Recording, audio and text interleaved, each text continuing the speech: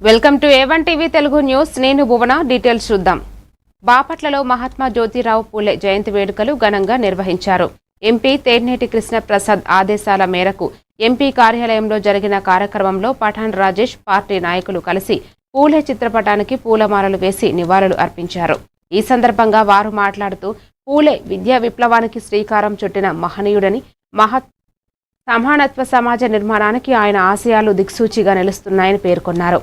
సావిత్రిబాయి పూలేతో కలిసి మహిళా విద్యాభివృద్ధికి చేసిన కృషి దేశానికి ఆదర్శమని కొనియాడారు. ఈ కార్యక్రమంలో పార్టీ నాయకులు, కార్యకర్తలు పాల్గొన్నారు.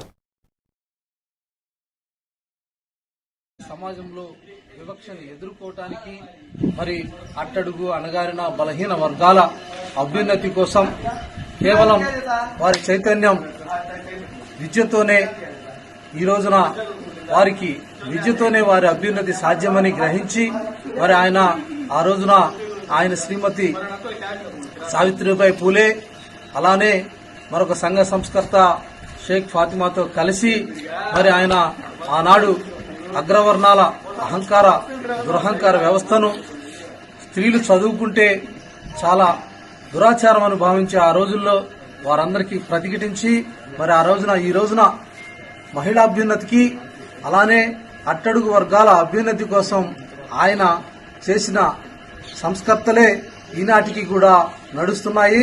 అలానే మరి అంబేద్కర్ అంతటి గొప్ప మహనీయులే జ్యోతిబా పూలే నా గురువు అన్నారంటే ఆయన ఈ భారతదేశంలో ఎంత ప్రభావితమైనటువంటి గొప్ప వ్యక్తో తెలుసుకోవచ్చు. అలాంటి మహనీయుడికి